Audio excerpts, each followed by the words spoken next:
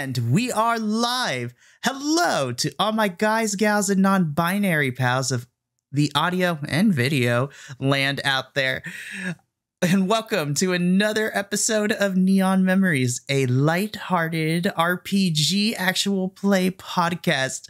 I am your game master, Mikey. You can follow me all over the social medias at various iterations of Pop Culture Geek. You can also follow all of us collectively across the internets at Vibe Tribe Productions. Make sure you give us a like and follow if you want to stay up to date on all of the projects we got going on. We got a lot of actual play podcasts, and we have a lot of pop culture podcasts. There's a little something for everyone, so make sure you give us a like and follow and stick around. We promise you to keep you entertained in one way or another. I'm super excited about tonight. I am joined by my amazing cast of players, as always. So we're going to go around real quick. They're going to introduce themselves, plug any socials and upcoming projects. Maybe, who knows when this episode really comes out. And also, the question for tonight, if we were to go to a 80s theme party and you were in charge of the playlist, what songs would you put on said party playlist? I see eyes widening. They're like, I wasn't ready for a pop quiz.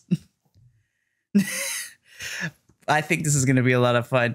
I, of course, will answer the question at the end of introductions because I believe it's fair. If I present the question, I myself will answer it, but I will go at the end. The dice gods have decided that eeny, meeny, miny, mo. I'm so happy to see you back, Sutphin, but you shall be the first to go. There was just something in the back of my mind that I had a premonition you were going to tell me this. So, hey, everybody, it's Sutphin. I do still have Parkinson's, by the way. So you guys are going to get tired of hearing that after a while. So, you know,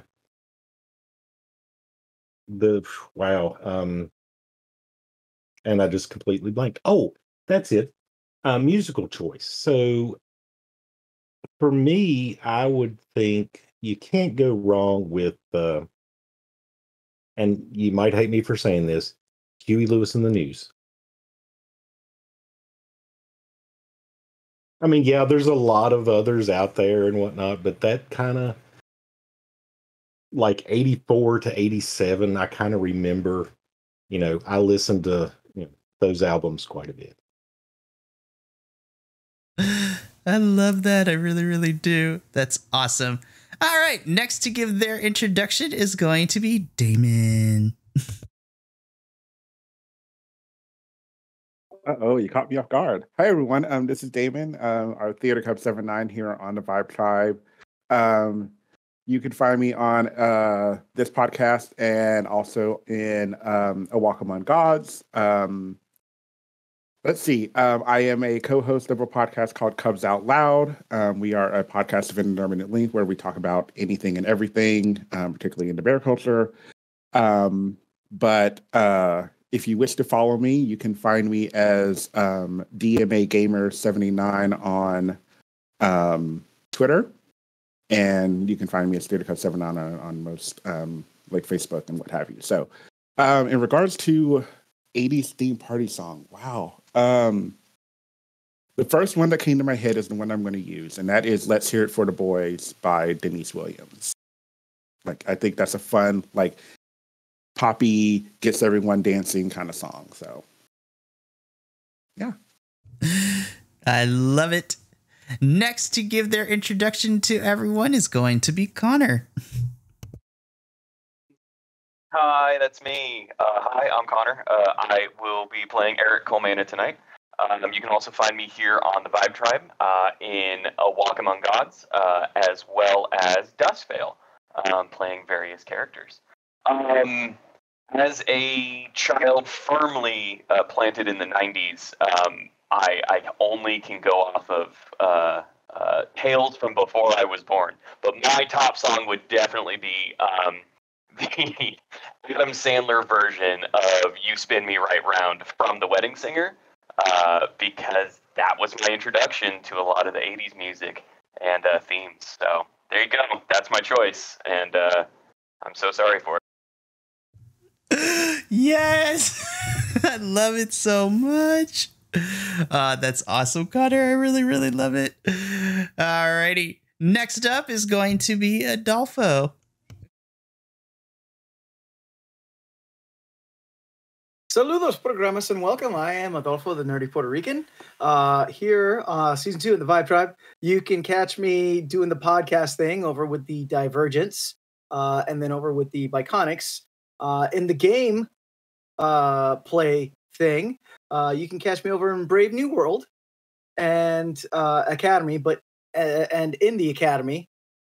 But here in Neon Memories, I am playing. I am playing Pavol Rasputin. Yeah.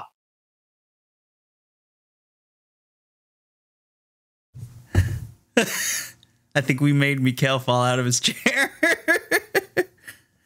Oh my goodness! It's a big chair. It's fine.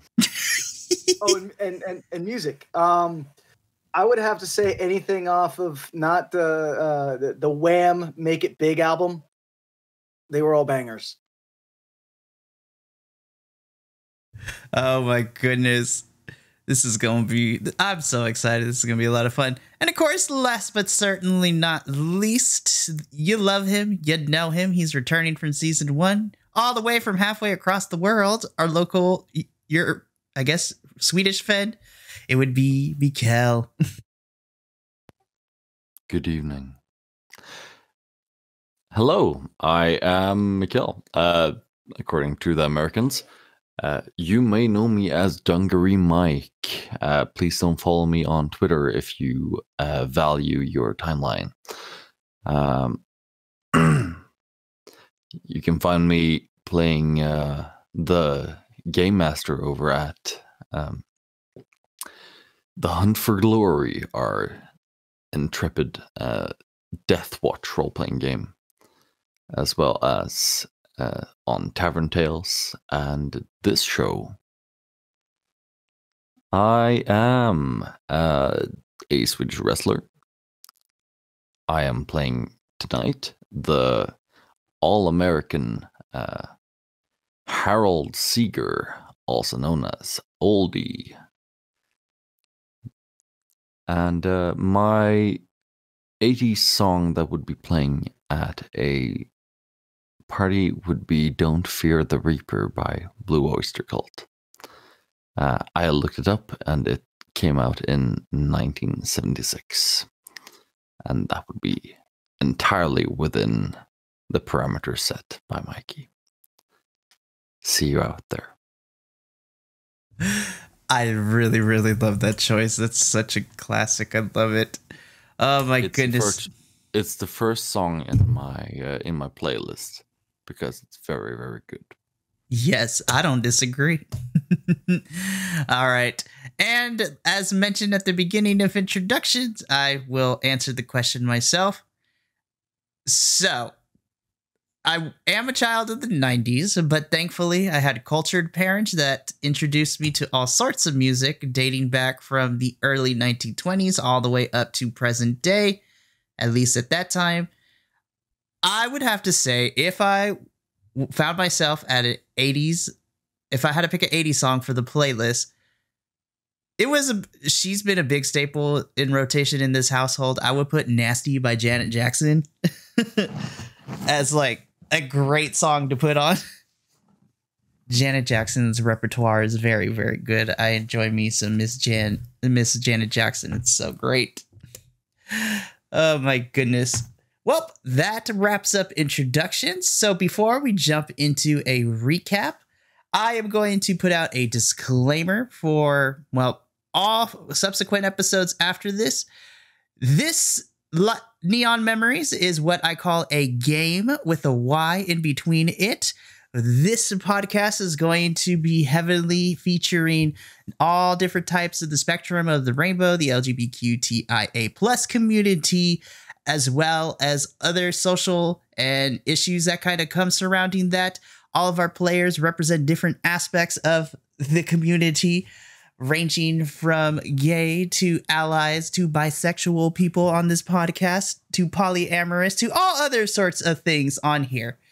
So We hope that as you listen along to the story, you can get into everything that is going to be. If you're here and you can support it, cool. And if not, we love you, but maybe this isn't the podcast for you. But this is going to be as I put it, and I stole this from Mikael, this is going to probably be the gayest game that you are ever going to hear. And I am here. It is going to be the greatest thing on the planet. I promise you. It's going to be full of heart and it's going to be a good time. But that is my disclaimer. And with that out of the way, let us jump into a quick recap. So last time on Neon Memories, we found ourselves, and I'm not mad for naming this little portion of my fictional world. We find ourselves in 1985 in the great residency of the city of St. Pelmo's Ire. Yes, I know what I did there, and y'all can't get mad at me for that. We found ourselves at the end of the summer of 85, where the graduates of St. Pelmo's Ire were getting ready for the biggest end of summer party that anyone in this little city can even imagine, which is the Chad's end of summer bash. Yes, he is not Chad, he is the Chad. So we got an introduction to 3 of our characters. We got our introduction to Shanice, Eric, and John. We got a little bit of insight as to their home lives, how they got ready for this party, and how they found their way over to the Chad's party. Once we got to the Chad's pad, as we're calling it now, each of our intrepid players found themselves in different areas of the party. Shanice was tearing up the dance floor. She strutted her stuff as one does. Of course, you know, if there's a dance floor, Shanice is going to get down and she's going to perform it. And of course, you know, Shanice is that girl. Absolutely. Oh my Absolutely. We found Eric delivering off the goods, where he ran into his longtime friend, ? There might be more to it a little bit later. Who knows? Carrie, who we have canonically made her a Gorgon in this universe, which is great. And I love that little interaction. And then, of course, we found ourselves John, the new kid in the town, coming to this party with his neighbor, Julie, who is the gossip and the lead editor of the newspaper. So she knows everybody's business and basically was giving him the rundown of what to expect. And John found himself in the pool area, kind of just chilling, when all of a sudden the lights went out. And we come to find out that the local biker gang known as the Roadhogs, who are sentient pinata people, yes, they are a thing in this universe, found their way to the Chad's pad because apparently the Chad didn't pay them for services of making the desserts for this party, and now they come to collect. And so we ended that episode with a standoff with the Roadhogs outside and our party goers inside of the house getting ready for things to go down. Now, before we get into that lovely bit of business, we're going to rewind the clock a little bit because we have 2 other players that weren't able to make it for that first official session. So we're going to give them a chance to give us a little insight as to their players and what they're doing to get ready for this party. So as we rewind the clock, kind of like one of those moments is like, how did we get here? Why am I here? What exactly went down? What were the last couple of hours leading into this moment? Hey, you're probably wondering how I got here. Exactly. You're wondering how I got here. Exactly. That is the epitome of what is about to go down. We rewind the clock a little bit. And of course, as the camera in St. Pelmo's Ire begins to pan around, it is going to, let's see, who do I want to go first? You know what? I'm gonna let the dice decide. Oh, this is gonna be fun. Alrighty, so Mikael, we're gonna go to your character first. So now this is just for my notes. I know that you gave me all the information. Does your character currently is staying at the farm, or is this more like a little house next to the farm situation? I mean, if he's starting the coming year, as in the what would it be called, the winter season? He's gonna miss harvest essentially, but when the time comes, he's staying full time at the university. Currently he's at home, picking out his best flannel and best old man pants with the sewn on buttons for the suspenders. Of course, he's wearing the suspenders underneath. He's not a heathen. And the shirt will be untucked this time. For once, he's also not buttoning it all the way up. The sleeves are rolled up, and he is borrowing his grandfather's nice glasses because they have the same prescription.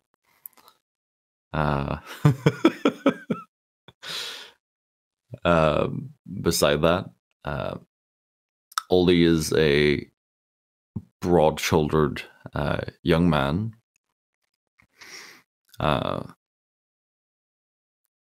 If you are familiar with Letterkenny, he is essentially just Wayne, but with glasses and younger.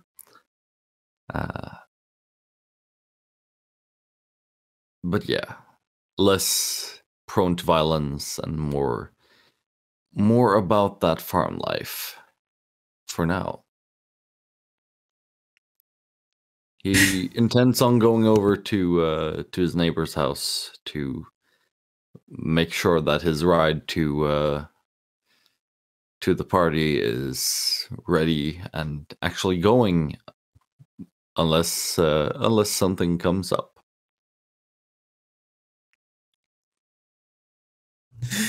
Sorry, I'm still taken aback. I've just recently discovered Letterkenny, and I've been doing binging with it. It's crazy. I kid you not. No. I kid you not. Just because I think it's funny, I may or may not base my next D&D character off of Shorzy. Just FYI. Cutting words and vicious mockery, all the things that you need. Maybe even counterspell, just so you know. Exactly. All right, so Oldie, you go to your neighbor's house to make sure that they are actually going to be giving you a lift over there, because otherwise you got dressed for nothing. As you go over to your neighbor's house, you kind of just mosey on up, knock on the door. And as the door opens, you do see your neighbor, the one that offered you the ride. Oldie, why don't you give your neighbor their description and what they are currently wearing at the moment?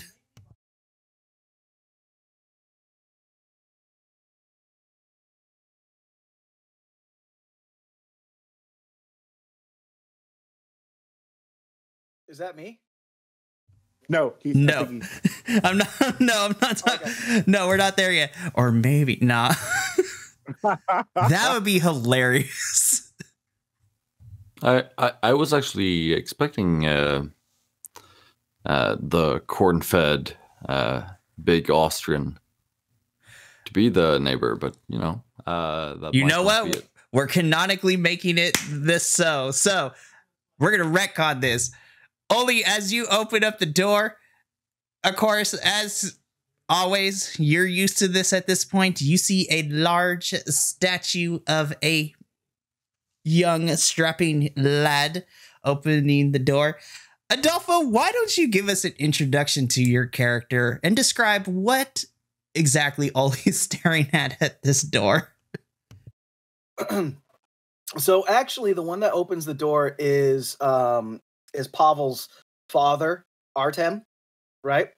And Artem is a Ukrainian bodybuilder. All right, so he's like 6 feet, built like a barge. You know what I mean? Just like wide. Like when he opens the door, like he is as wide as the door. You know, he has like no neck type thing. However, he is wearing an apron. And he does have a oven mitts. And Mike, what was your character's name? Ollie? Oldie. That's the nickname for Harold. Got it.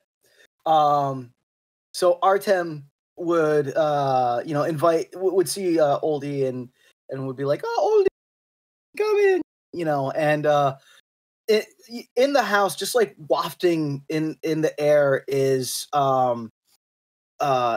traditional Ukrainian music, just like playing, right?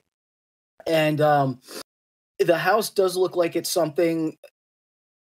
It's still like in that bubble where all the carpet and the walls and everything still looks like late 70s, and they're just getting caught up.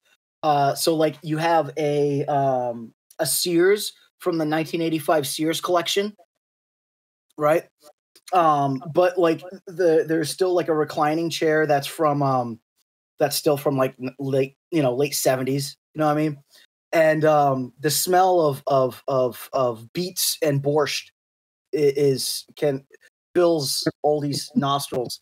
Artem, Pavel's dad, tells Oldie, just sit. I will bring some treats. Yeah, just sit. There was Pavel is lifting with his grandfather. He'll be right in. To which cut to the like the fake outdoors, which is like a connected. The house is a 1-level ranch with a basement. Okay. And it has outside it has like a fake deck area. So that's known as the fake outdoors. That's enclosed in, right? But it has been made into the makeshift workout area where Pavol and his grandfather Boris is putting him through the last paces of his workout. By the way, the entire family, they all have very bear-like characteristics. All right. We're talking like Eastern European bears, and then melding with a little bit of like grizzly and black bear, right? However, Grandpa Deda Boris, right? That's because that's Grandpa Deda Boris. He is just like, if you would look at him, you would think he was a polar bear, right? Because his hair is just like like white, right? But he's still just like, even though he is over 80 years old, he's lived through the Nazi occupation, all that, he is still just like jacked, and it's all thanks to lifting up bales of hay and eating potatoes and beets for a living, so he's running Pavel through the last of the paces, to which Pavel's other father comes walking in to the back. Pavel's other father, his name is Konstantin, and he says, Pavel, Oldie's here. You need to get ready. And to which Deda turns and he says something in Ukrainian to Konstantin, right? And Pavol says, no, it is okay, Deda. I will thank you for the workout. Yeah, I must go and get ready for this party because this is of utmost importance. So, Pavol goes and gets ready. The thing that he's going to wear, it's not his usual wear, which is like the 1980s tight workout pants and a fanny pack and one of those like too small tank tops. Yes. No. Constantine is actually given Pavol his suit from when he met Artem at the Eastern Communist European lifting competition, and this is like textbook 1970s suit we're talking with the ruffles and like the browns and just and that is how Pavol is rocking. However, because Pavol is just a little bit bigger than his dad at that age, like the in the chest area, the buttons are just like, and like the pants, they almost look like Lycra because, his leg muscles are just so jacked,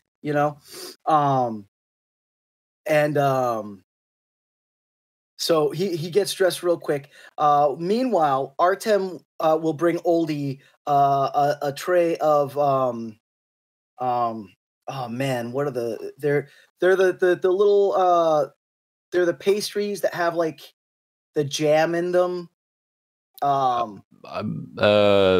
What kind of pastry is this? I think I know what you're talking about. Oh, it's almost like a croissant pastry. You're thinking of baklava, which is sure East European, but not necessarily Ukrainian. Oh, it's pistachios and honey. No, I believe it's like shublek or something like that. It's That's different than above my pay grade. Okay. Hold on. Yes. But they're like little pastries. They have like jam in them.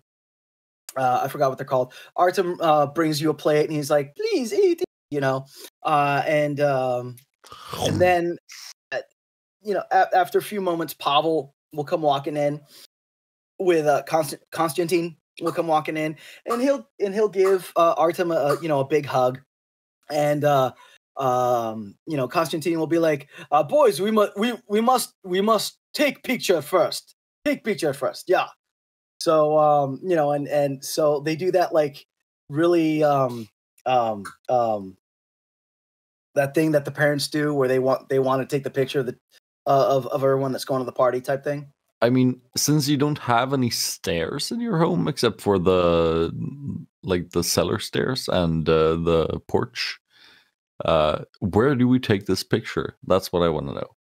Constantine's like, just stand in front of sofa. Is good sofa. 1985 Sears collection is good.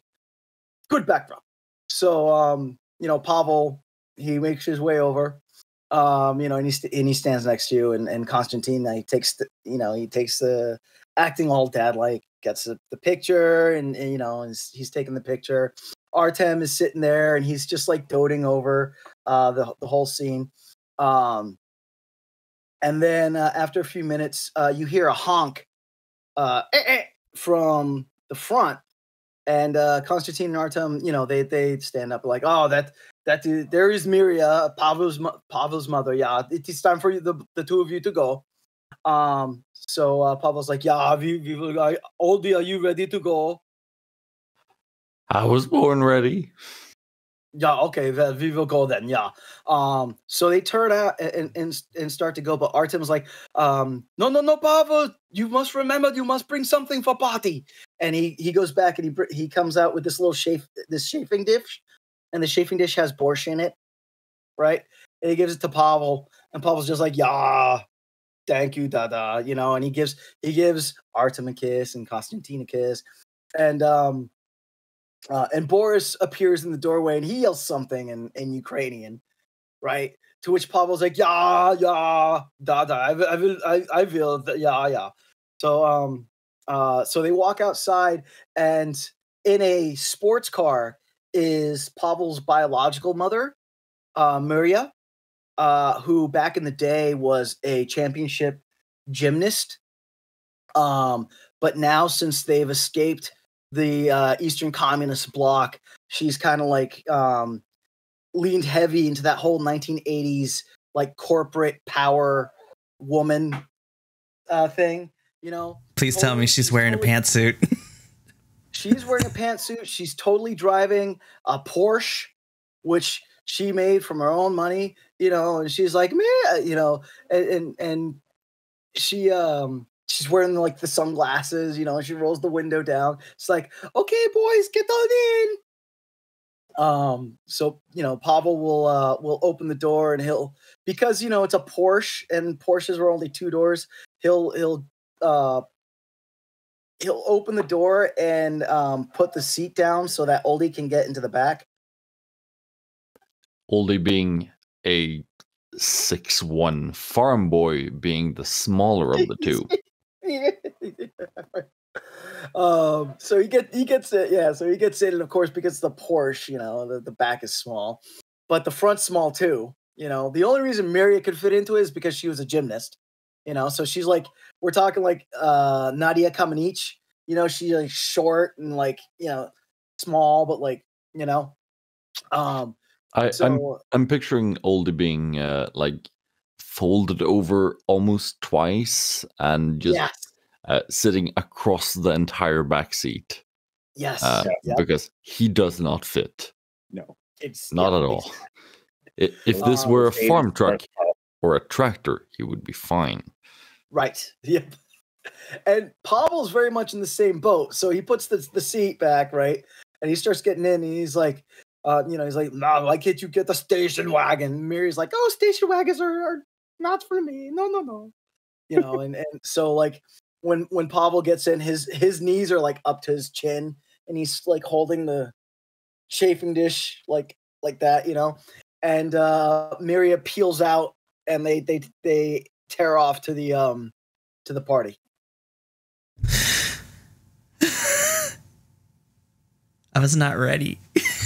I wasn't ready. This was better than I had ever imagined. Thank you so much. Oh my gosh. That was amazing. All right. So, I'm going to put you two on the spot real quick. So it is a little bit before y'all get to the party. I'm just going to let you two just go at it and see what happens. So you have a little bit of time before you get to your destination. So y'all have the floor if you want to have a conversation in this car. So I have the distinct feeling that we're late and we're arriving as the problem is unfolding. Big dudes stepping out of a tiny car and all that. But on our way. So your granddad's pretty jacked, right? Yeah, he likes to remind us of that because he was the grand champion of the Eastern Communist lifting competition. Yeah, and my father and my other father, they only came in second and third respectively.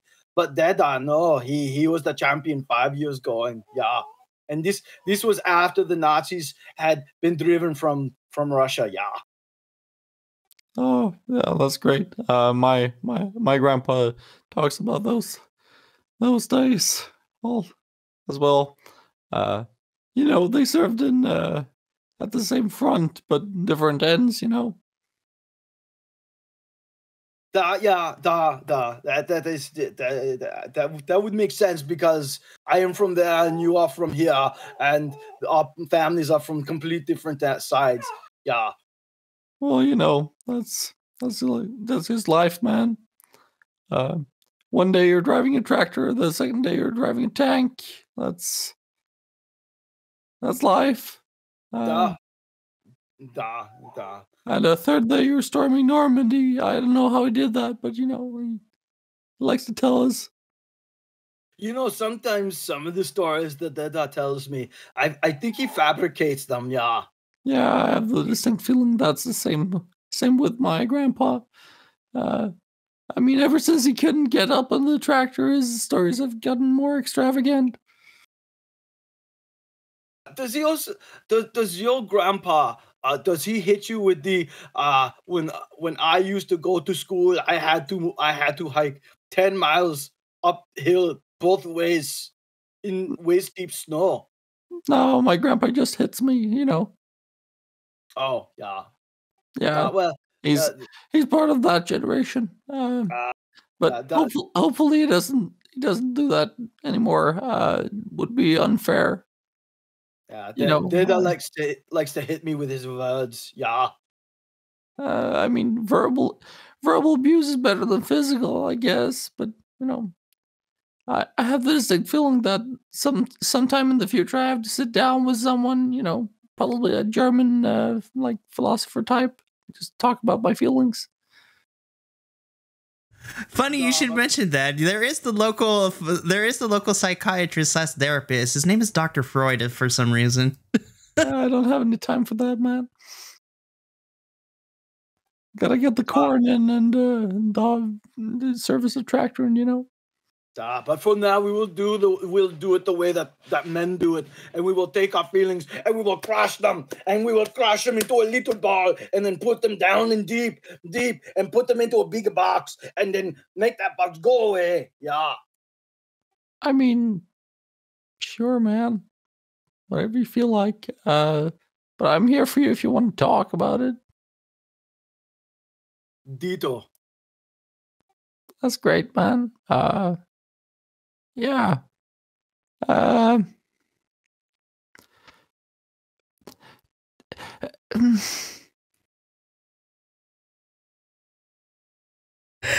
can't breathe. I can't breathe. I love it so much. Mrs. Pavel's mom, how did you deal with your feelings when you were the champion gymnast of what was it, Eastern Russia? How did you do it? When I was your age, we were taught that we just smile.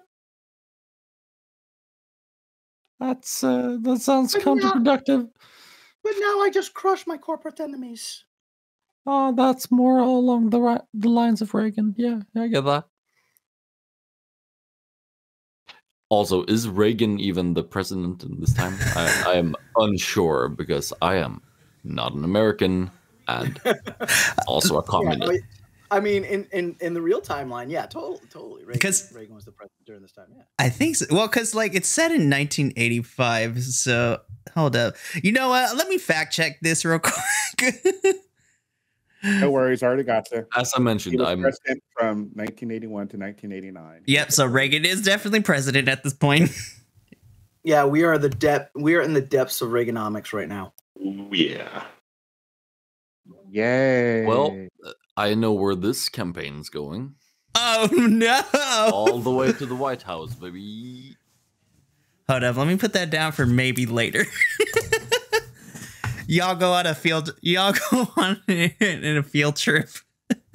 This is where, when we're done with, like, when we're done with college, we go into not a separate timeline of lighthearted. We go into Troika and just destroy the U.S. government. That's good times. Yeah. What is happening? I'll run it. It's fine. It's fine. I love it. Oh my goodness. I would like to take a moment for the listening and the Yes, I would like to take a moment for the listening and the video audience who is watching this as well. As you can tell, and as you can hear, I'm dying of laughter. And the rest of my cast listening to that as well was great. I think we may have broke Sutphin at one point. And as I mentioned, I'm European and European as well. We need to have cards that we can hold up when we need to take like breaks so that we can, gracefully recover from not being able to breathe from laughter. That's this card. Yeah, I get that. That's, oh my gosh. That's why we're kind of taking a moment right now, because I need to collect myself. You know, we'll talk afterwards, but like I knew going into this what Pavel's background was going to be, but the fact that now it's official. Listen, we support two dads and mom is still around. Like this blended family is great. Oh, I'm ready to flesh out Grandpa more. This is gonna be very, very interesting. Oh my goodness. Flashback to Dada and Grandpa fighting in the trenches together. That's its own story that we're gonna tell, I promise.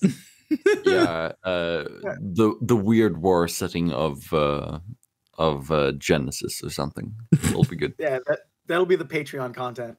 Yes. Let's do it. Let's do The it. holiday special. Yeah. Oh my gosh, the holiday special. Yeah, they're playing football. It's good. Oh, this is good. Oh, this is gonna be great. Okay, I think I've collected myself enough. At least enough. Sorry, Mikey. Did someone in the background just yell "Raid Shadow Legends"? Yes, that was my brother. I'm sorry. Tell him to shut the fuck up. You know, I might later. It's fine. We are. I'm recording. He's streaming. Like we both do. We're both doing things. This is great. Whew, okay. So I think I'm good. It's all good. Don't worry about it. So as this conversation, continues, y'all finally make your way to your destination. You make your way to the Chad's pad. Though, as you two are fashionably late, as we call it in these here parts, you roll up to this party. And in front of you, the two of you see a bewilderment, a spectacle, a what in the world is happening right here? But from the car, as you two try to squeeze yourself to see through the window, this is essentially what you see. So on the second story floor, you recognize this person. You recognize like the dude in sunglasses and this robe, this bathrobe of some sort, this wannabe Hugh Hefner, as we have come to describe the Chad. It's nighttime and he's wearing sunglasses. Like that's the level of what we're working with here. But on the second story, sticking his head out the window, is the Chad. And below, on the ground floor, standing in front of the house, which has all the lights cut off, except with the only glaring lights of these bikes, so to speak, is this group of sentient, like, pinata-like humanoid people. And of course, you also know, given your time, both of you living within St. Pelmo's Ire as the Roadhogs, which is a biker gang. And when I say biker gang, as I described it last time, it's not motorcycles. It's like legit actual two-wheeled bicycles. But you see them wielding like pinata bats and baseball bats and steel pipes and things like that. And you just see from the car that the Roadhogs are having some sort of verbal altercation with the Chad, who is on the second story floor of this house. And so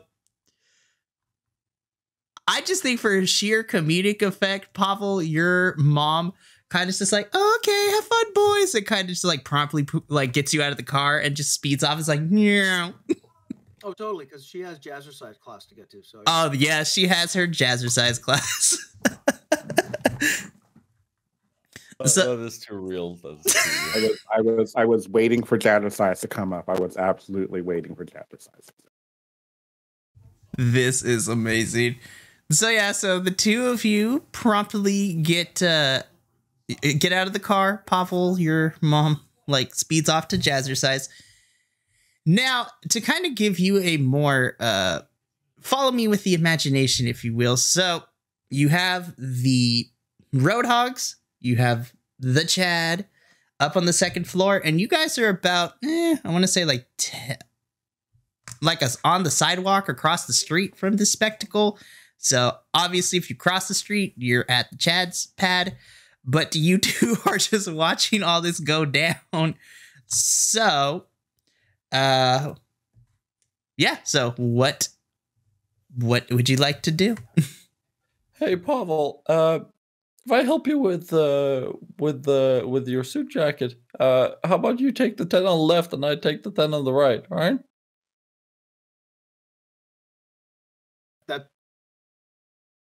That sounds like it would be a good warm up. Yeah.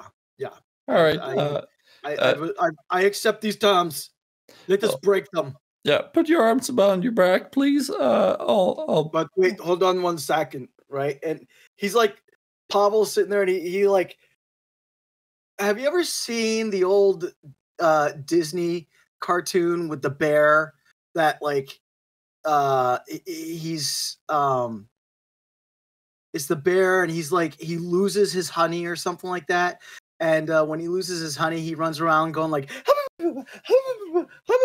like that. So Uh-huh.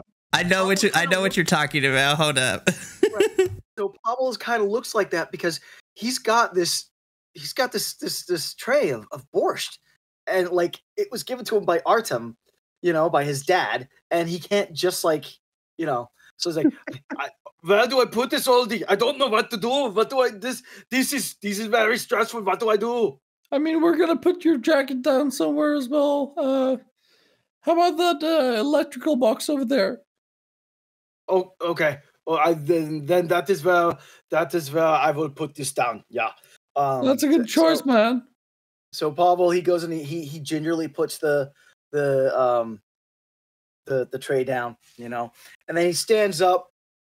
And when he stands up, he makes sure to like bring himself to his full height of like close to 7 foot.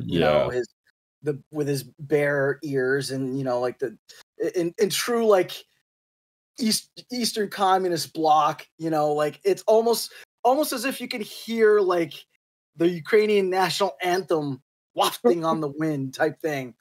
And he'll turn to Oldie and he'll be like, "Help me with my shirt, Oldie. I'm afraid I will rip it if I try to take it off." Hey man, if you rip it, I'll give you my shirt. It's fine.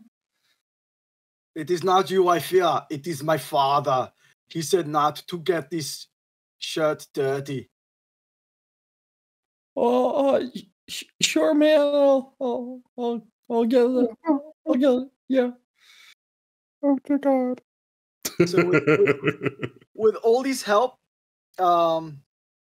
Pavol, he takes the jacket and the shirt off and everything, and underneath the jacket and the shirt and all that, he's got that tank top, that 1980s bro lift dude tank top, with like the skinny tank, and then like the long tank top, like it's just exactly.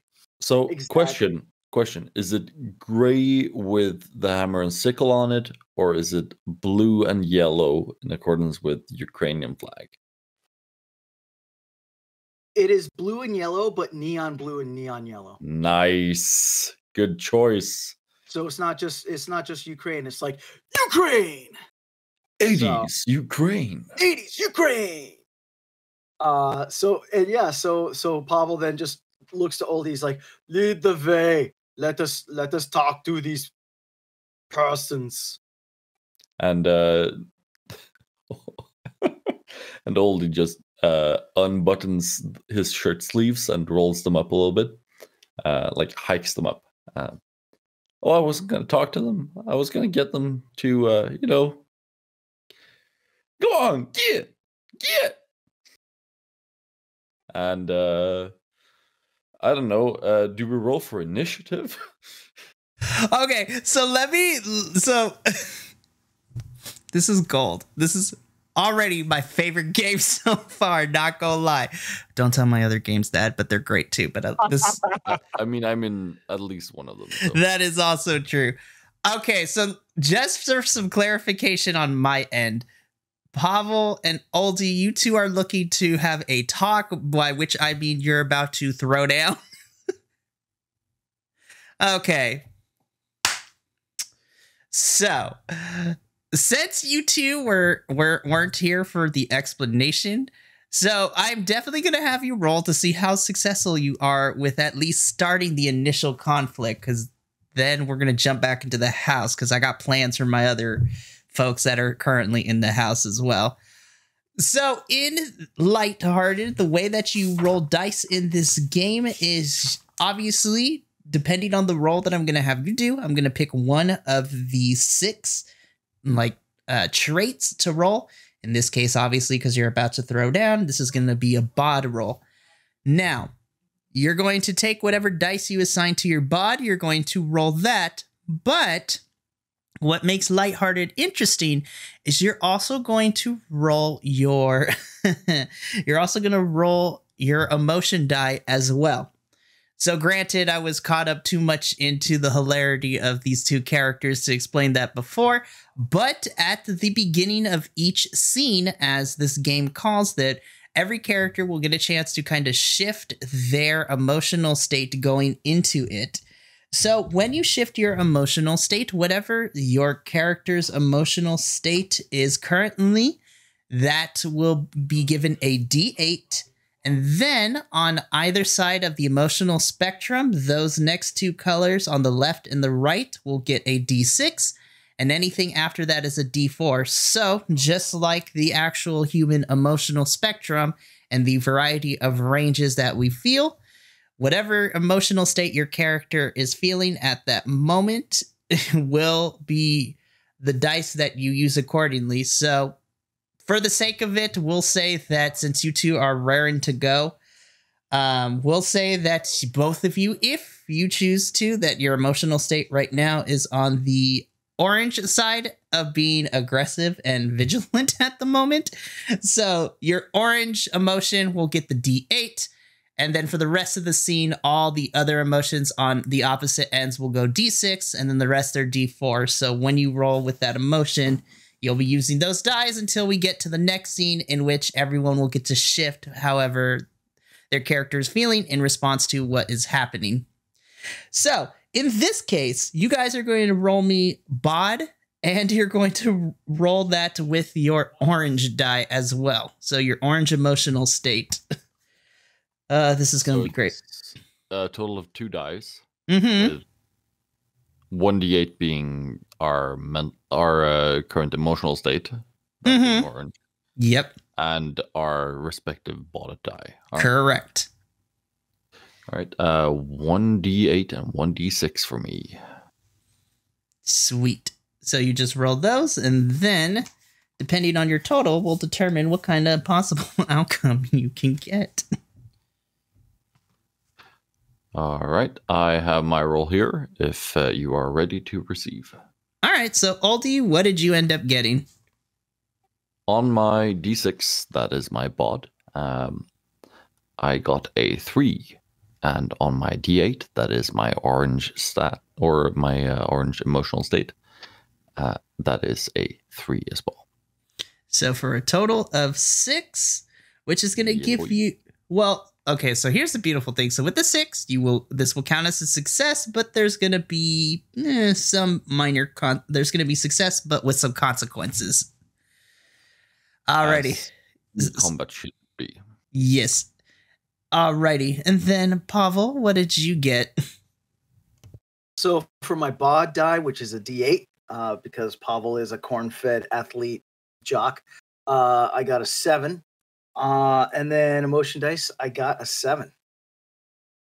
Ooh. Yo! Okay, so Pavol, you rolled a success with a great effect. So now, I wasn't expecting to jump into this portion of the game, but now we're going to. So, the beautiful thing with Lighthearted is when you succeed really, really well. So, when you succeed with a 12 or more, it is known as a success with great effect. So what that means is when you succeed with a great effect, obviously we're going to both narrate how successful you are, and things work out as best as you can hope for in the situation. And you... I can't believe this is actually going to happen.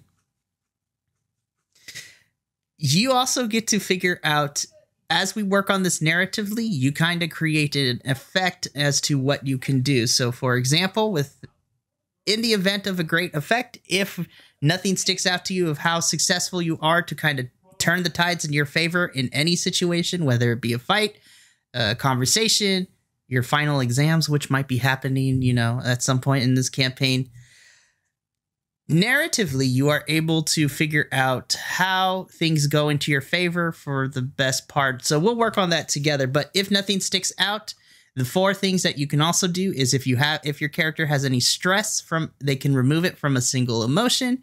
You can grant an ally a +2 on their next roll. You can rewrite a condition, and you can also choose to gain a heart. So a heart in Lighthearted is basically if you roll and you don't like your roll, you may spend a heart to re-roll your dice, but you must use that secondary roll. But we'll try to see if narratively we can make Pavol amazing and figure this out. All right, so let's start with you, Oldie. So Pavol and Oldie, again, being the 2 that you are, after, you know, making sure that the shirt is taken off so it doesn't get destroyed. Otherwise, Dad is going to be very upset with Pavol and kind of just folds it and puts it neatly down. The 2 of you walk across the street, and as you get closer in, some of the roadhogs turn around, and before they begin to say anything, you know, both of you just go in and start tussling and brawling. Oldie, as you are going, you're able to, again, nothing new. You're used to getting in a scrape when need be. And you end up, you know, taking some of the roadhogs down. I'm actually going to let you narrate a little bit. So I can't believe this is a thing. So what is Oldie's fighting style like, I guess? Do you know how to wrestle a pig? I do. And you know what it looks like when a young cowboy sits atop of a young steer and tries to hold on. It is violent. It is sweaty. And in the end, it is fairly counterproductive. You can wrestle a pig all day long, but in the end, you realize that it likes being wrestled in the mud. Yeah,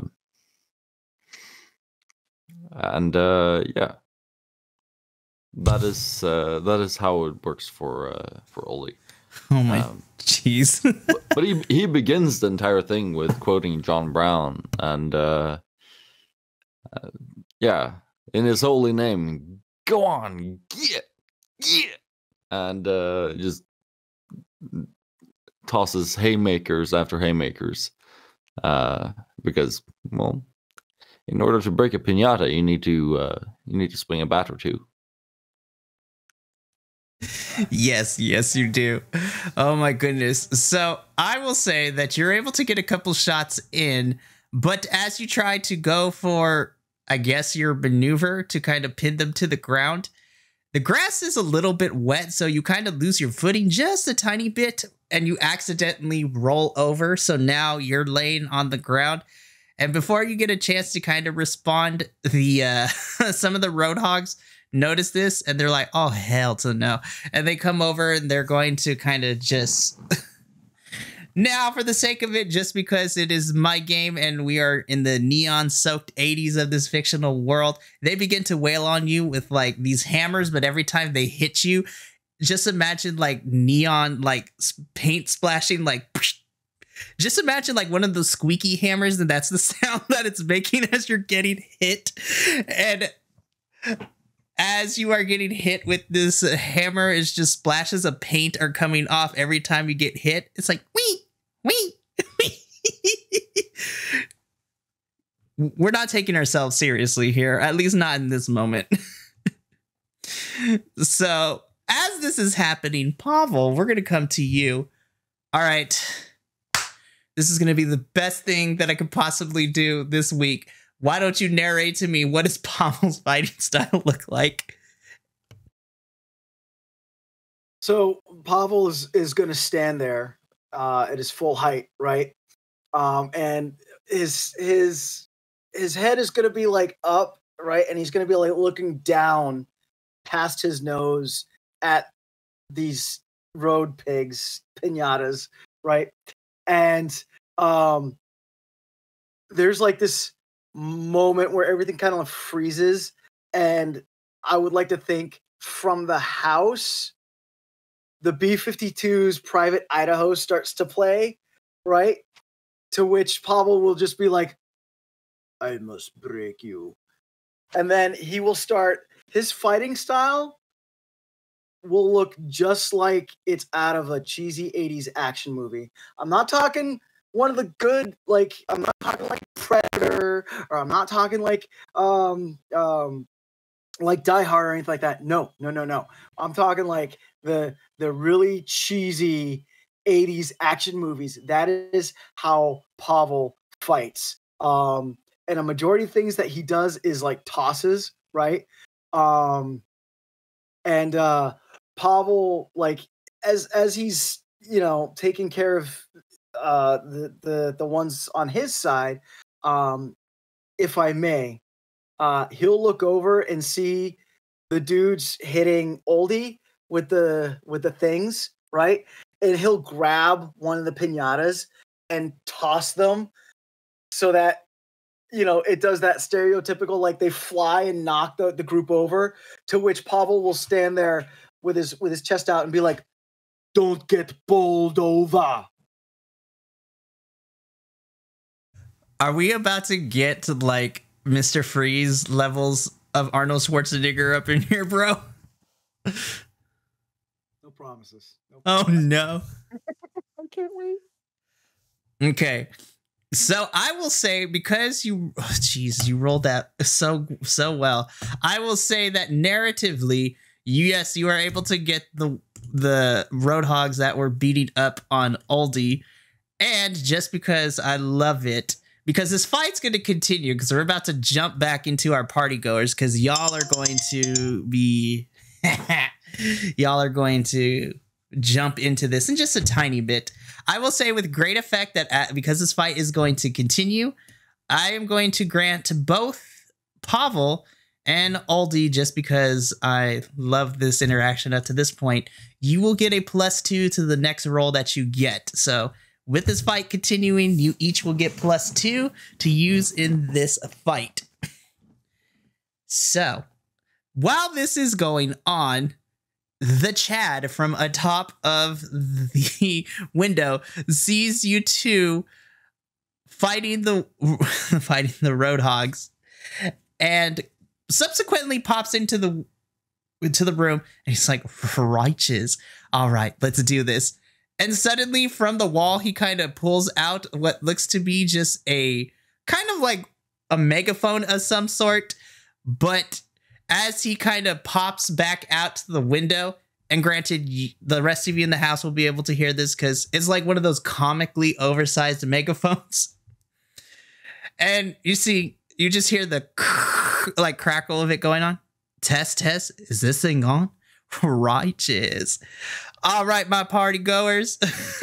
It's like, first and foremost, thank you for coming to the Chad's pad, brah. Like, things have kind of taken a turn for the worse, but don't worry, it's not going to harshen the mellow, brah.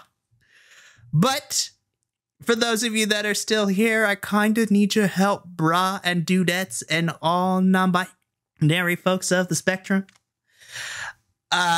If wherever you are at, you will see shortly as he presses a button from the second story window. As you can see, there are a couple of things you may want to grab an item or two and come join this fight because, yeah, we can't let them harshen the vibes. And as he kind of lowers the megaphone, he just tells himself, yeah, Chad, you totally did that time. Meanwhile, as this speech is going on, so Shanice, Eric, and John, as you three are kind of listening to the commotion, and obviously all three of you at some point, you just see Oldie and Pavol like just starting to wail on the Roadhogs. in each of your respective locations, you three hear the sound of what seems to be like mechanical whirring, like gears are turning a little bit. And as you kind of turn to the source of the sound in each of your respective areas, Shanice, you see like the dance floor, like the actual like lifted dance floor begin to kind of turn over, and as it turns over, you just see a plethora of what looks to be a mixture of like super soakers and what look to be like hand-sized like funfetti cannons as well that you can fire at. So think of the funfetti cannon as like a t-shirt cannon, but instead of firing a t-shirt, it fires like just the ball of funfetti. Like somebody didn't pack it in right, so when they fire, like it doesn't dissipate when it goes. It's just like, pew. Think of it as like a miniature cannonball, but on impact, it explodes funfetti. Eric, as you and Carrie are in the garage, the wall panel in one of the walls begins to flip over and revealing to you also some super soakers and funfetti, but you also see a couple of like similar squishy mallets as well. And then John, you also, as the pool kind of drains a little bit and it uses the partial of the bottom of the pool begins to lift up and reveal like super soakers, the hammers. You also see like one of those inflatable, like comically oversized, kind of like Captain Caveman's like thwacker, but it's like very inflatable. So I can't believe I'm going to ask this question, but we don't take ourselves too seriously here. I would like to know, each of you, what weapon are you grabbing? Oh, Shanice is grabbing the funfetti cannon. Like, absolutely. Because it's pretty. It's going to be pretty. So why not? Yeah, so I would definitely grab the funfetti. I love that. Eric is going to grab 2 super soakers and dual wield them. So if they could be like pistol style ones, that would be probably the most dexterous kind of move, as opposed to some kind of smack. So dual wielding super soakers, please. Yeah, I will say that you get like the small sized ones with the dual pistols. It's like, this is going to be a lot of fun. And then, of course, last but certainly not least, John, what weapon are you picking up? And it can also be something that wasn't mentioned if it tickles your fancy. Oh, no. He's going directly. It's tomorrow's medical breakthrough. Today, IDNA's ETF, innovation across genetics. Anyway, he's going directly for the club, the inflatable club. And he's just, I mean... why not? Dang, for the new kid, wasn't expecting to get into a crazy time like this. The new kid might have some surprises. Oh, this is gonna be great. Oh, ooh, this is gonna be a good time. So as each of you grab your weapons, you overhear the Chad on the megaphone. It's like, now my party goers, commence to the first floor, as everyone starts rushing, or at least everyone that's left, because some people decided to dip. There are people hiding outside. Like, there's a couple of onlookers who got caught on the patio still making out that are kind of like hiding behind like the railing. Oh my gosh. I will say, so just because, so as you all congregate your way to the first floor, Shanice, Eric, and John, you guys all like come together a little bit with some of the party goers that also have weapons. Shanice, Brad is nowhere to be seen. oh. Well, I was going to dump him anyway. It wasn't going to be tonight, but it was going to happen. Like, absolutely was going to happen. But now it might be sooner than later. Now it's definitely happening. You ditched me at the fight of the century, like at the party of the year. Like, how dare you? How dare you? Oh, I cannot wait for that conversation afterwards. Eric, I mean, it's so good. Eric, as you look around, Carrie's no stranger. You just see her walking up with a hammer and just looks at you and just gives you a nod and just like cracks her neck a little bit. Done this before. Absolutely.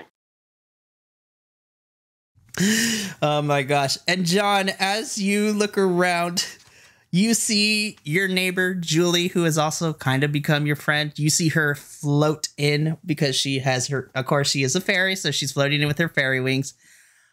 But as you are looking on, you see her go, like her appearance, she's still in her dress that she came in, but now it has been accentuated. She literally has gone like full on Rambo. She has like the war paint on. She has a bandana tied around her head.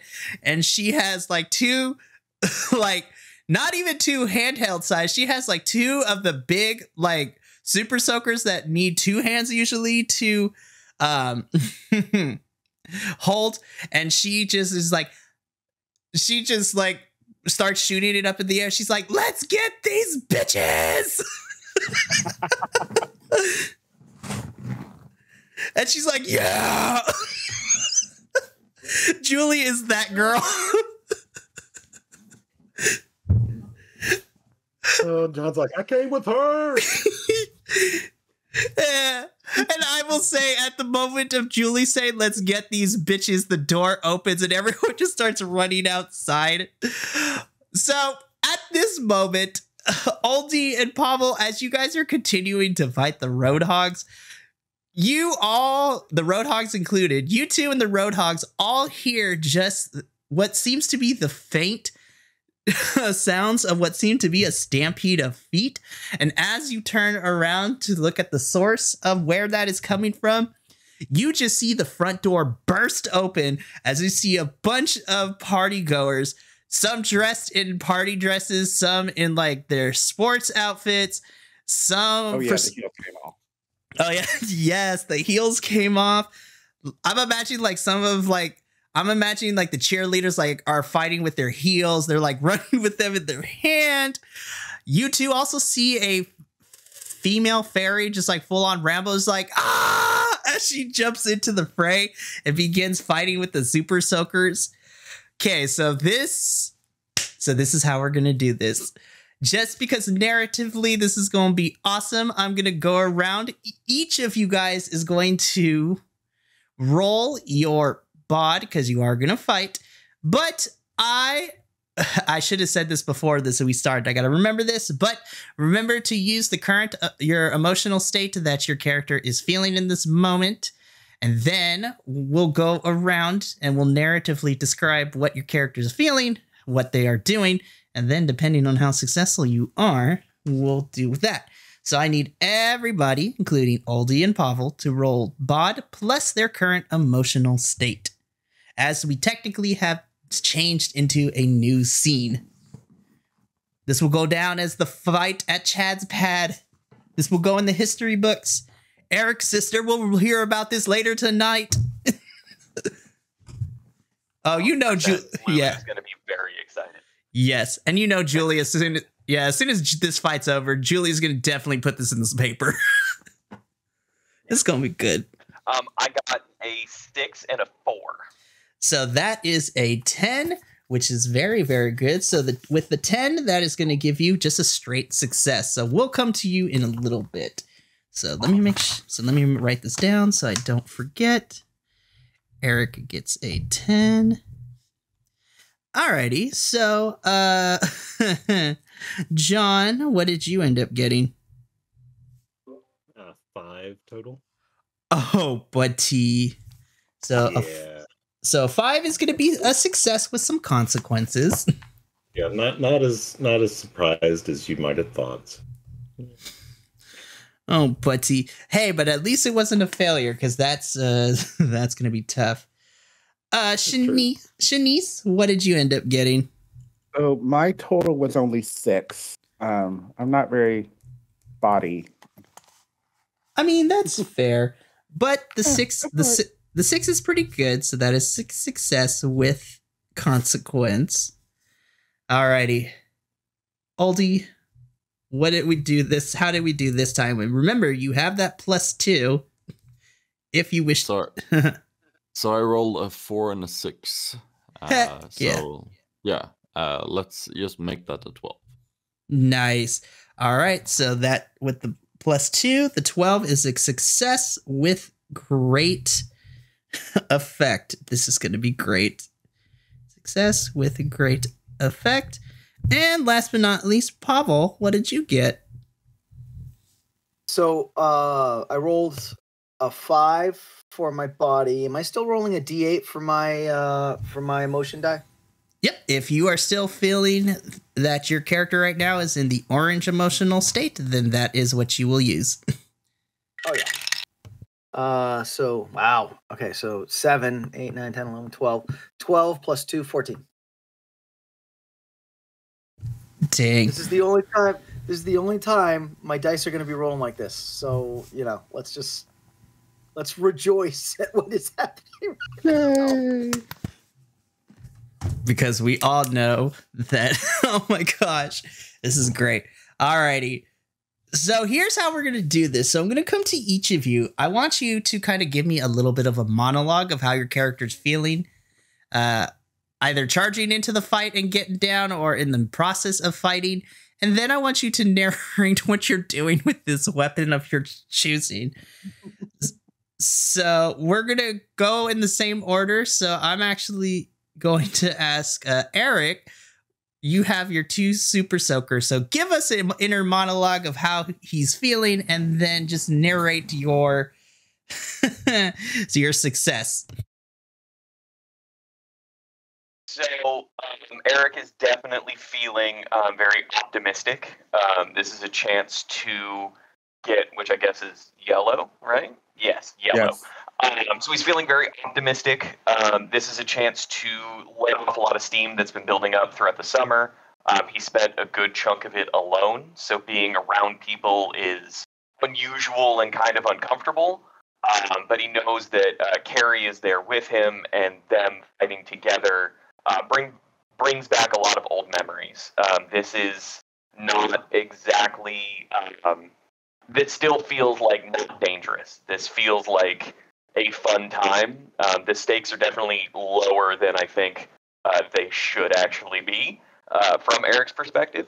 But what they're doing is they're kind of, they broke out of the main group and is like circle strafing and shooting with the dual super soakers. But if you're cool with it, Mikey, I would like to have some magic going on. And I would like to use orange for telekinesis to curve the super soakers to kind of whip around and almost like flank the roadhogs and confuse them to leave them open for everyone else. So it's kind of like a whirling spiral of super soaker shots as Eric runs in slow motion, when in reality he just looks like a scrawny, lanky goofball running through the grass. Definitely get some woo going on in there. I'm sorry. So just as a little personal note, because I am a former rave kid myself, I'm just imagining this is the equivalent of like someone doing the like light gloves and everything show. It's like, ooh, pretty.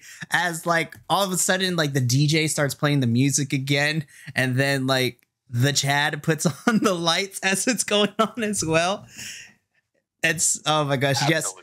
And I will say that I'm cool with the confusing super soaker shots only because I think that is amazing and I love creativity. So yeah, so Eric, as you're running in and you start popping off with the super soakers, you are using your telekinesis to kind of just distract a little bit, and they're like, that water's not supposed to go like that. What is happening here? And it's kind of going on there. Yeah, so that is amazing. Alrighty, so let's go to you, John. So there's going to be some success with complications. So tell us, how is John feeling as he's rushing into battle, as I put it in air quotes, and you just narrate what you do with this club. Well, I guess emotional wise, he's feeling yellow. I mean, joyous, optimistic, because he's going to be able to interact with other people. I mean, he is the new guy, so he sees this as an opportunity to maybe prove himself, if you will. So as he's he's excited, he's charging into the fight. He's swinging. Imagine like Captain Caveman with the club, just just going nuts. Just yeah. I mean, he's swinging everywhere, just blindly. It's not even really paying attention to anything. Just I mean, it would almost be if he's holding one arm over his eyes and he's swinging back and forth, just so he doesn't get shrapnel from the roadhogs, in his face at this point. That is amazing. So I will say, as you kind of like you cover your eyes as you're swinging, you can feel that you're getting some good hits in. And for everyone else in the viewing audience, like as the hits are coming from this inflatable like caveman stick, you just there's a squeaker in it too. Yes, exactly. There's a yeah. I love those. Oh my goodness. As you're kind of like just swinging back and forth, you're getting some good hits. And for the viewing audience, as each hit happens, like you see a little bit of like confetti and candy be popping out upon impact of each hit. I mean, they're humanoid pinatas. They're filled with candy. So that's going to happen at some point.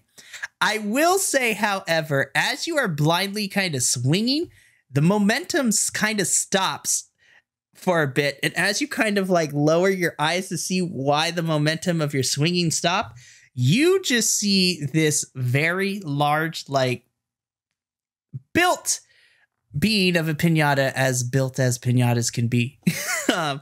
And imagine if like, so basically follow me here, right? So this roadhog, imagine them as a humanoid, as like what happens if Pumbaa from Lion King became a humanoid, but he also like hit the gym and didn't skip leg day. So he's very built. He's got like an actual like iron chain. And as you're kind of looking at this, he's got like the mohawk going on with the sunglasses on, and he kind of just does the yep and kind of just grabs you with you still attached to the stick and begins like swinging you back and forth comically. It's like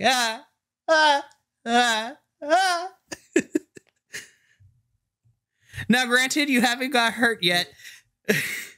And as soon as this is happening, you just see Julie just turns around as she's like, shooting people. She sees this. She's like, nobody hurts the new kid except for me. And just like starts to fly in. We'll come back to that in a little bit. We don't. So go ahead. What I heard you describe it was bebop. Exactly. That is exactly what it was, and I am okay with that. Oh my goodness. All right, Shanice, we also have success with some complications. So why don't you describe Shanice's, how she's feeling at the moment, and then go for it. So I put her in blue, as in confused, because she's like, what the hell is going on here? Like, I don't understand. I guess I understand, but I don't really understand why this is happening. She's a little, surprised that Brad has like disappeared, because that would be who she would want to have like there next to her. But she's a strong, independent Black woman. She's going to take care of her own self. So she grabs the funfetti cannon, and she runs out, and she's going to just like, she's literally going to stand there and take aim at just like one person or maybe a couple of people, and just like shoot at it and see what happens. And because it's her thing. Like, this is like, I'm gonna try it and see how this works, and then if nothing else, I will yeah, blue is illusion. So I'm going to throw a little magic on this one, just a little bit, so that it looks like instead of, because I had a feeling that there was one ball, I'm going to make it look like there's 3. So like 3 funfetti balls coming out of this cannon, and they don't know which one is going to actually hit them. So that's what, that's the kind of amusing thing, because I like the idea of a little illusion moment. I love it so much. I will definitely, that definitely happens. Now, as far as the complications are, so you're able to kind of make the illusions that there are multiple funfettis coming at these things. But I will say the complication, because you are also thinking about where in the world did Brad go and how dare he ditch you, especially in this moment of a fight. How very dare you? Like how very dare you? You're kind of thinking about it for a little bit, and the complication is because your mind is not necessarily wandering, but you're also kind of like splitting your attention between trying to create the illusions of the funfetti cannons and thinking about how you're going to have a stern talking to Brad as if you find him later tonight. So think of it as like, as the illusory funfetti balls are coming out, they're just like so misshapen and like discolored. It's like literally, for some reason, like they're coming out very pixelated as well. So you can definitely tell that they are 8-bit. Very 8-bit. So you can definitely tell they're not the real things. And at first the Roadhogs are like, stop. And then they notice it. They're like, what is happening?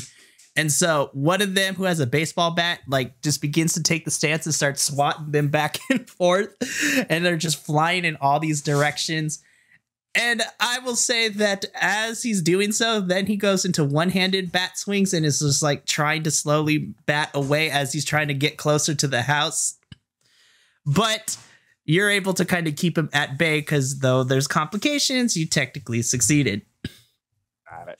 Sweet. All right, Oldie. It's showtime. Time to redeem here with this 12+.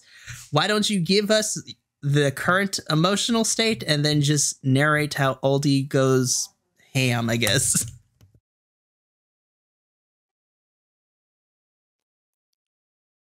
Oh, shit. I'm gonna get embarrassed in front of the entire new school. It's gonna suck. Fuck you guys. And I'm gonna move up into red.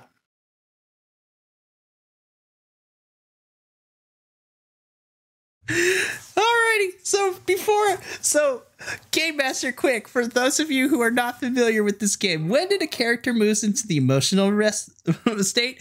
The best way to describe it is that they are passionate, wrathful, and very hot under the collar, so it's about to go down. Anyways, keep going, Oldie. I want to see where this goes.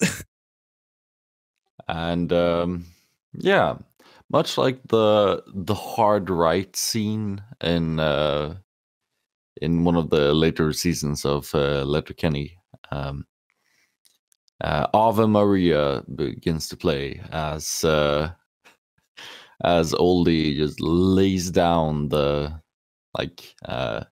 daddy's belt upon these piñata people. Not meant as an offensive term. I just want to put that out there. And I knew that would get a laugh out of Adolfo, so it's something. Yeah. Yeah, fair enough. Thank you. And the camera just pans to the left, out of view of the actual fight, and there's like just teeth and shoes and eyeglasses just shooting past where the camera is pointing currently, as Oldie's just clearing house. This is amazing. So, Oldie, as you are clearing house, I'm just imagining you're just like throwing haymakers left and right. And it's, oh man, it's beautiful. And because you rolled so well with great, with a great exception here, I will say, as you are making your way through the crowd and you're knocking the candy out of these wild hogs, so to speak, I will say you are able to, without even giving it another thought, you are able to knock out the one with the baseball bat that is trying to make their way towards Shanice, and you're just like, bah. And there's just this moment where Shanice, you're looking at Oldie, you're looking at Shanice, and then you just both go back to fighting. there's a thought in Shanice's head as she kind of looks over and like she gives a little like, okay, like that's cute, like moment, and just like thinks for just a second, like. Because are you new to town? No, I think Oldie's family's been here for like at least 3 generations. Maybe since the town was founded. So thing is, he's not old money. So she will look at you and go, I will say maybe she Let me give a little flip. I'm gonna see if I knew you. No. So I didn't know you until now. So I mean, you've probably seen each other in school or whatever. You've probably seen me in a show. And I'm just like, oh. Okay. And then I will continue. Like it's like a if we're going with 80s tropes, it's like, who's that boy? Like, oh. Yeah, that moment. And from Oldie's perspective, we're looking at a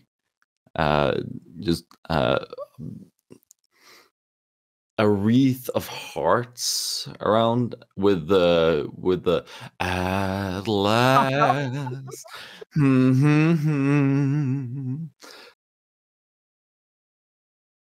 Because there's a gal here who clears house. Yeah, that's fucking cool. But then shakes the hearts away and gets back to fighting because there's a baseball bat heading for his face, and he does not want that. No. I love this crew so much. This is great. So because of that, you both go back after that small interlude, as we called it. Then you go back to fighting. Last but certainly not least, Pavol, 14, my friend. Emotional state, and then just go to town with the narration. So at this point, I would Pavel's yellow. He's joyous, because he's doing what the gods placed him on this earth to do, and that's to pick things up and put them down. So, if I may, the hog that has Sutphin, what's your character's name? John. So the hog that grabbed John and is about to like use John as a baseball bat, right? Blunt instrument. Right, as a blunt instrument. If I may, Pavol would like to walk up to him, or like amidst the fight, like make his way. So Pavol like tosses one smaller roadhog, right? He's like, right. As he tosses, he looks and he sees John get picked up by this roadhog. So Pavol is going to just like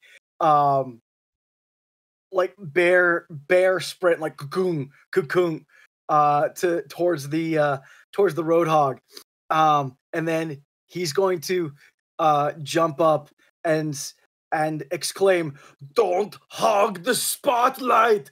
And then he will come down in the hog's face with a big berry fist.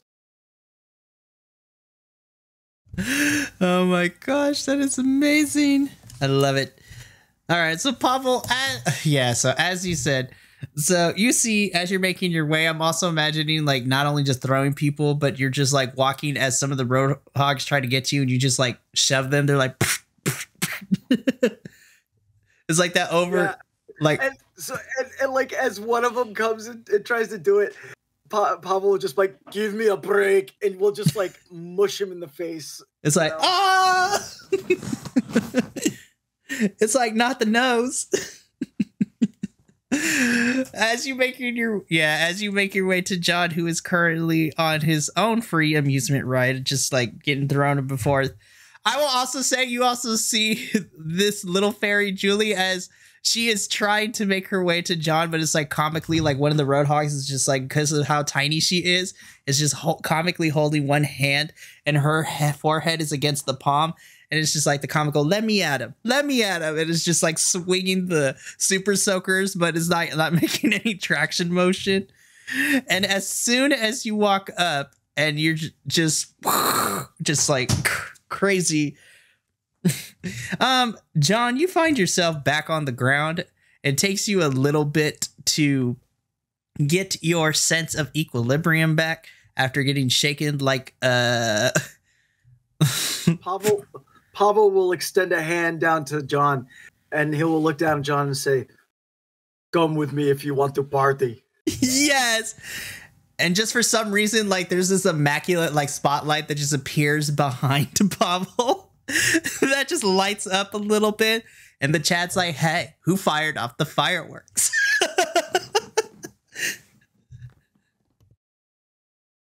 This is wonderful.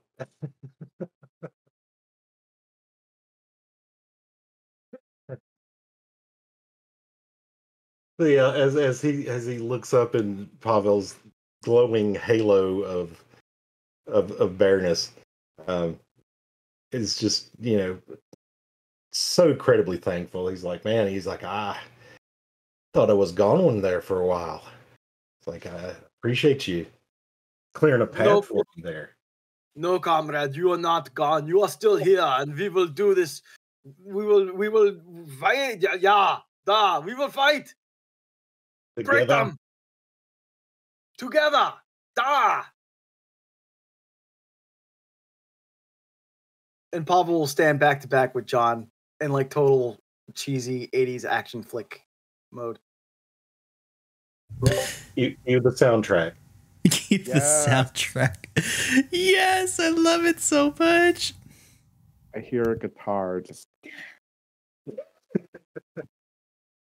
Oh, totally. It's just that lone. What? Oh, yes. Oh my gosh, I love this so much. Oh my goodness, this is amazing. So the fight continues. Each of you guys inadvertently and on purpose as well end up like actually doing really good. Carrie is just not even breaking a sweat. She's just twirling the hammer in her hand, and she's just walking past roadhogs and just whacking them left and right. Also, for comedic fashion, you see that her little Gorgon snakes also have like tiny little mallet hammers as well. They're also swinging around as well. And so it's so good. Julie is just dive bombing. She's like, dive, dive, dive. As she's flying around, you just hear the sound of like airplane, like,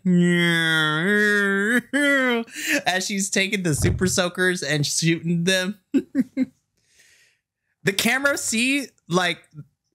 the rest of the crew doesn't see this, but the camera kind of pans over to like one subset little corner of this fight where you see Brad just like hiding behind a bush as he's like peeking out and just seeing what's going on before going back down. Like he's actually trying to stay quiet and hide. And the camera sees him like in the bush in the fetal position.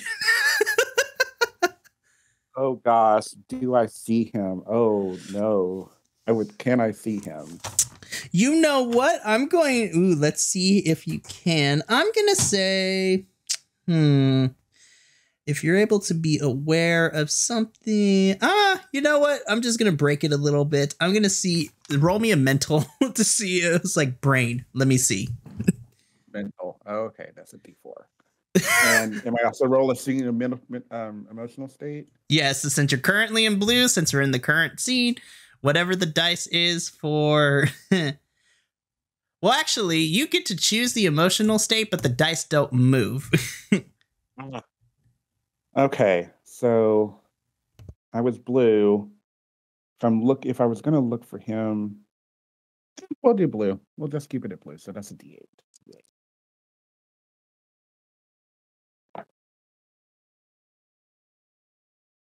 But it's only a 5. Okay, so with the 5, that is going to mean that it is a success with consequences. So,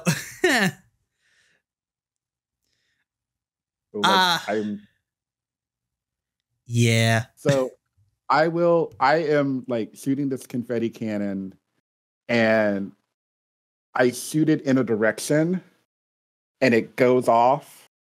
And as the confetti kind of like settles, I see Brad just sort of like crouching, and I give him the look of like, what the fuck are you doing right there? Like what are you doing there? Like, and I will, if you're looking at the potential consequence, look at the consequence. Well, I am distracted because I am giving him the look. I am not seeing anything else but him. Like a dagger mentally is like at him because like I'm out here busting my ass and you're just cowering in the corner.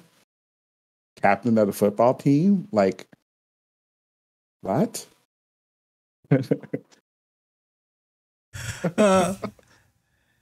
How dare he?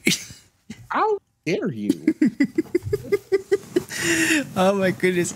So here's where the consequence comes into play. So not so much that you're about to get like attacked per se, but because of the chaos that is going on, I will say that the consequence is as you are staring daggers at Brad, you don't see the oncoming like stray funfetti ball that got fired off by accident.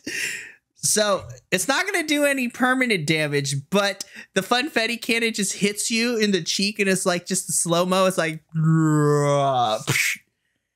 and as you kind of like feel your way, it's a little sore. You're going to need to check it later, but you might feel that there may be some slight bruising, but you won't know until you check.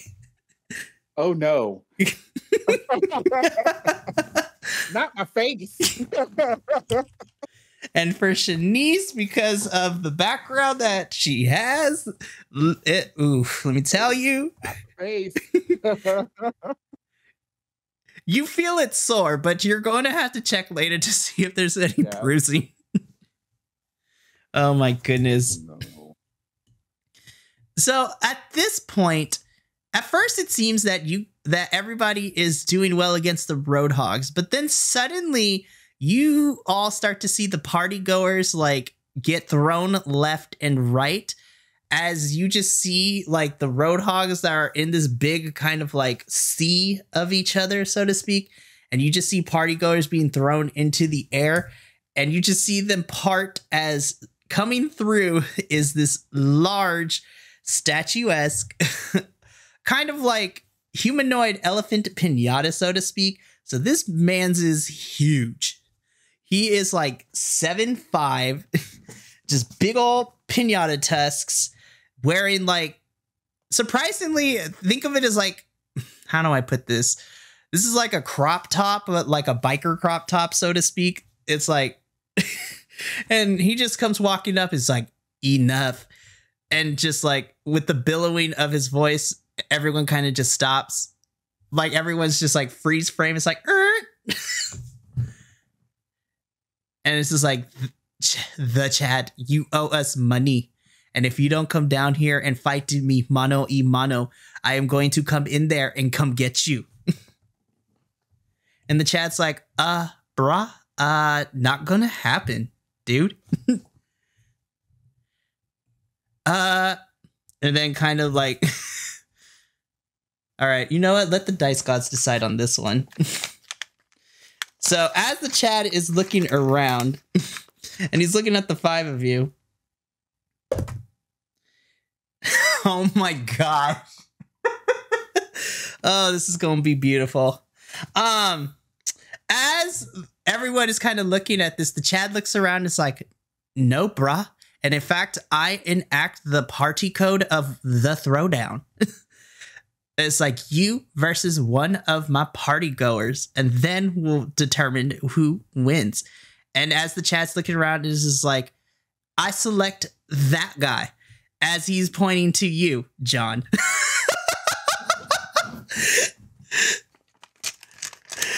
And it's just like, and it's just like, the rules of the throwdown have been enacted. Everyone stand clear, bruh. As the party goers and the wild hogs begin to form like this fight circle around you and this giant elephant person. What is going on? This is what happens when this is an alternate 80s world. We know how crazy the 80s movies got. Like sometimes the plot don't make no sense, but it's a good time nonetheless. So, do I still have the club? Yes, I will say that you got. Or I was gonna say, can I at least I get at least enough time to like scour around and find it, because I've become kind of attached to this place. Well, I will say, because of Pavol's great success, not only did he help stop you get thrown around like a rag doll, but because you were able to, with the great success, he was able to find the stick and give it back to you. Awesome. That might be may have to take that home with me. I'll mount it to the top of the car. That's what I can do. Yes. All right. Out of curiosity, John, what is your height? How tall are you? 5'10", but hopeful that he's one day going to be like 6 feet. He's like right on that cusp, depending upon what type of shoes he's wearing. That is very, very true. He's under 6 foot. Maybe with dress shoes or something, he gets 5'11" and 13/16 or something like that. Very, very nice. Oh my goodness. Literally just described my actual in real life height. Of not quite 6 foot, but close enough with hair, but not really. Well, mine too. That may have been a statement from my personal life as well. Oh yeah. When the doctor asked me the other day for my checkup how tall I was, so round up. That's fine. No one knows. It's fine. Yeah, they weigh you, but they don't check your height anymore, so you can just make that up. I love it so much. So as this fight circle begins to be formed, the party goers on one side, the roadhogs on the other, kind of just intermingling to form this circle. Shanice, Eric, Oldie, and Pavol, you guys find yourself kind of ending up standing next to each other, along with Carrie and Julie. And as you guys are on looking into this fight, so this is going to be interesting. So John, you get to decide how you're. So here's the thing. So, and I use this term loosely because I like thinking outside of the box as well. So you see this large humanoid elephant pinata in a crop top and some biker jeans. And surprisingly, he's wearing like flip-flops of all things. But listen, tall people problems. When you have big feet, there's not a lot of options when it comes to shoes and things like that. I should know because I have friends who are very, very tall and I have to help them a lot try to find stuff. Now, this elephant is ready to throw down, and technically you're going to throw down too, but the manner in which you want to fight is completely up to you. So, how would you like to approach this fight?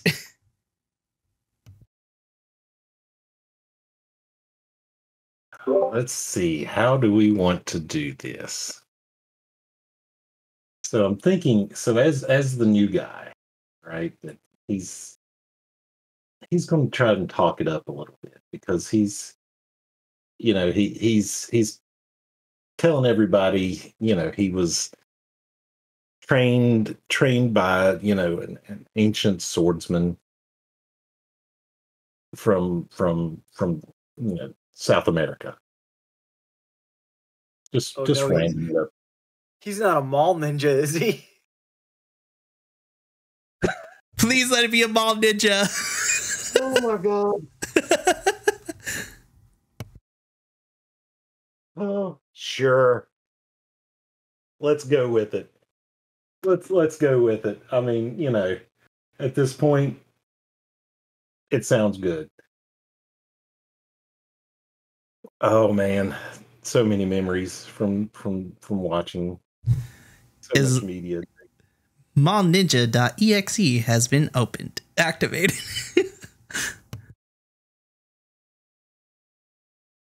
Oh Lord, so he's kind of sly. He's bobbing and weaving around. He's got the inflatable club that he's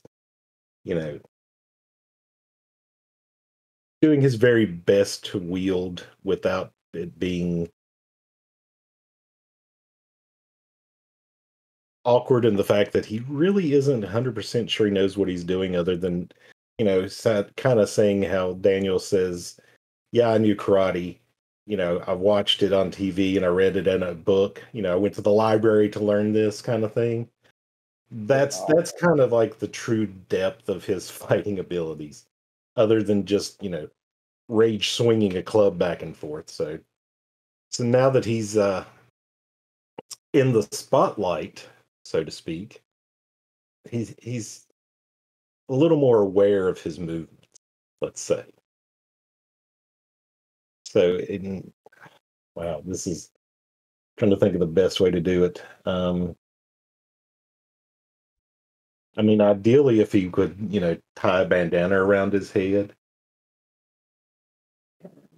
I will. You know what? This is what I will say. So, as you're getting ready for this, you just no, we didn't. No, we lost him. No, we lose him. There it is. Heart. I wondered what happened there for a second. There's a glitch in the Matrix. The mall ninja. Yeah. I was say we can pick up like a bit of shrapnel left over from some of the wounded funfetti.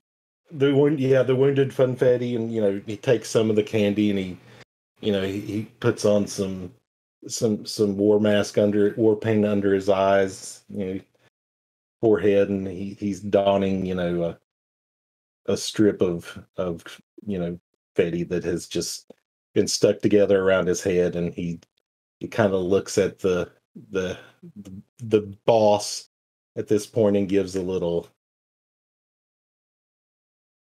"let's go." Oh my gosh. Okay, so here's what I'm gonna have you do. Now, I'm definitely going to make you roll body because you're fighting, but because of that amazing description, I'm going to give you a +2 to this roll. Because why? Because I'm the game master and I say so. And I love to reward the amazing player choices. Need all the help I can get. Because he's more about sway. So, I mean, a lot of that was, intimidation maybe. Thinking that he can, the fight will just be over, and he's like, I don't want any part of this guy because he's crazy. Okay, so then if that's the situation, then I'm going to change it then, because isn't that one of my or is it the party trick? Let me look back and see, because I thought that was one of my character bits. Let's see. So I will say, because the way of how you're going about it, you're more of kind of you're bluffing your way, saying you better watch out because I'm crazy. You don't know what I'm about to do. Yeah. Well, it's one of the malfunctions. You know, you're making it up as you go along, kind of thing. Okay. So, hanging tough. You're making it up as you go along, so you gain a heart when you jump into a dangerous situation without a plan, and you gain experience when you admit you're in over your head. So, I mean, it is a... Go ahead. They both probably will apply. Well, you might need the heart to make a reroll. Yes. Like I said, all the help we can get on this one. Okay. So I'm going to change it up a little bit because you're looking more to bluff your way instead of bod. I'm actually going to have you roll sway because you're literally bullshitting your way out of the situation by being intimidating, which is an offshoot of persuasion. So I'm going to have you roll sway. Now, you get to pick the emotional die to add to it, but but those dice that are currently, because we're still in the, actually, you know what? We're in a new scene, technically.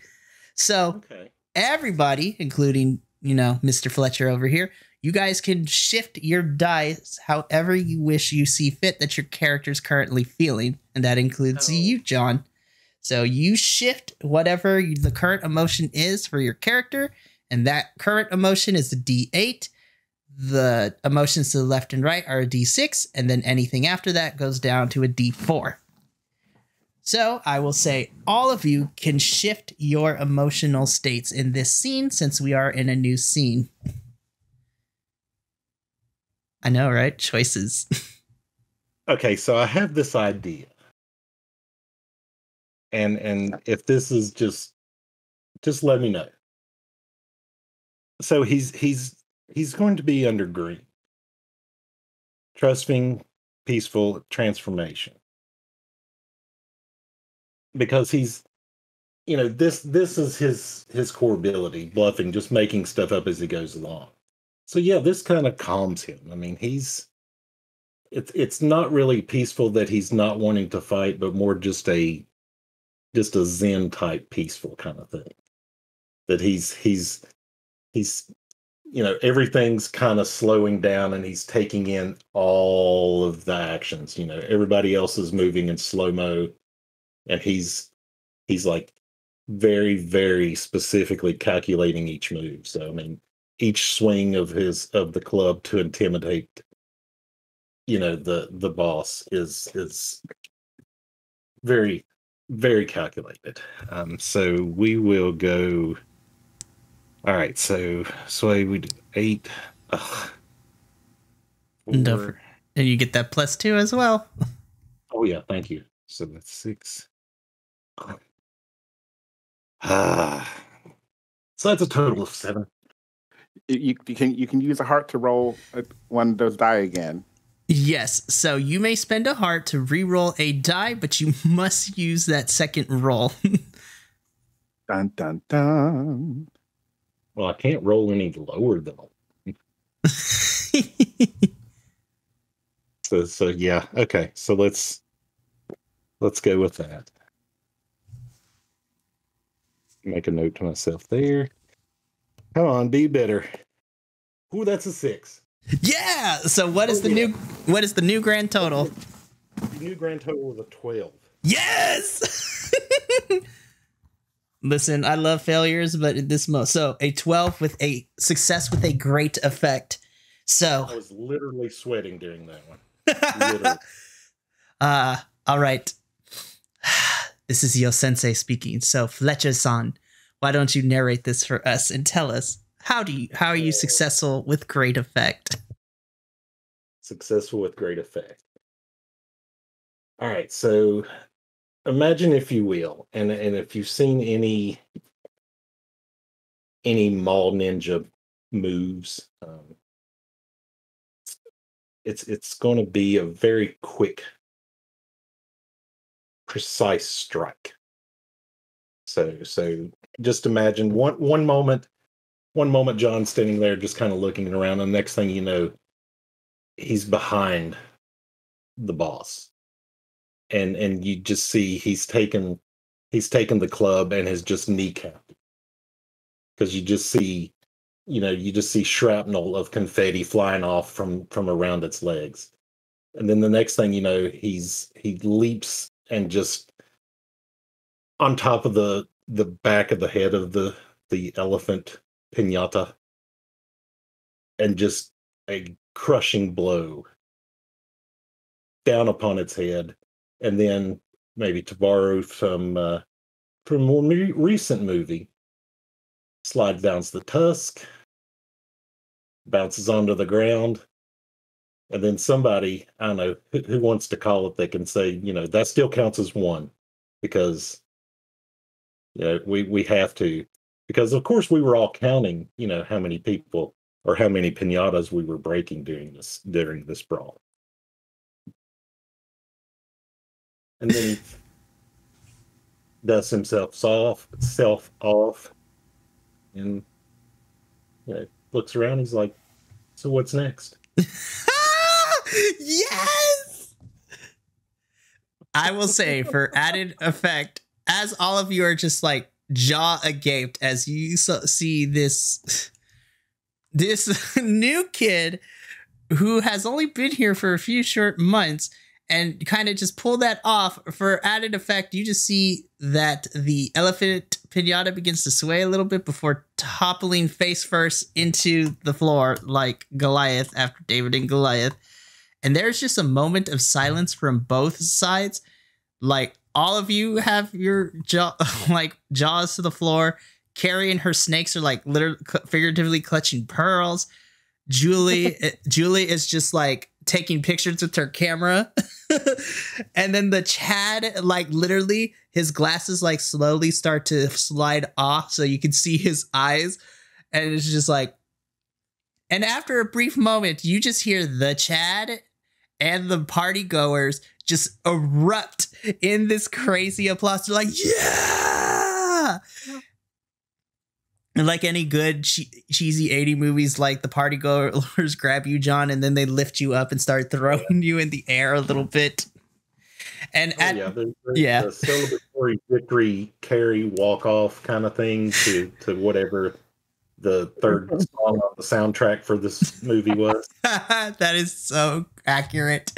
And as this is happening, the rest of the Roadhogs pick up like their people, and a bunch of them pick up the elephant. Oh, now. Yeah, and they just run. They get back on the bikes and they just dip. They're like, deuces, we're out. Like, you just hear them yelling, "We're good, the Chad, we're good. Like, you don't need to pay us anymore. Bye," as they're kind of like running off. Oh my goodness. And I will say that as this is happening, John, as the new kid, I mean, things can only get more exciting from here.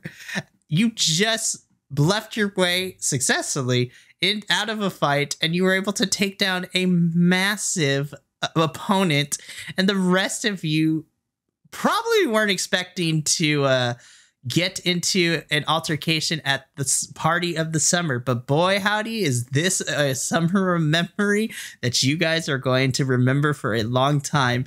And as the camera kind of slowly pans out, it kind of just is an overhanging shot of everyone kind of just cheering on John, and then going back into the house, and the party continues into the evening. And I think that is a good point to end the episode right there. Oh my goodness. Yeah. This was such a fun, oh my gosh, this was such a fun episode. When we come back for the next episode, we're going to kind of finish out this little intro chapter. We're going to go to the next day to kind of get every character's reaction to what went down the night before. Obviously, Eric, your sister, wants to hear all the details, as well as the rest of your families. We want to know what went down on the party, and then we're going to begin packing up and heading over to the college next episode. So we're going to end this intro chapter and get ready to start the full-on first official chapter of this game. I'm so excited. But for those of you that stayed until the end, thank you for listening and watching another episode of Neon Memories. When we come back, we're going to end this intro chapter proper, and then we're going to take our characters to community college to see what kind of shenanigans and adventures await them at the grind hall of academia, as we like to call it. But until then, this has been Mikey, and for me and my cast of Neon Memories, remember, take care of each other, love one another, and as always, make sure to let the good times roll.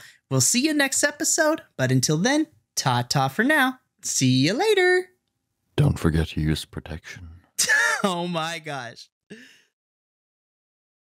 This has been a Vibe Tribe production. Remember, take care of each other, love one another, and as always, keep those good times rolling. We'll see you next time.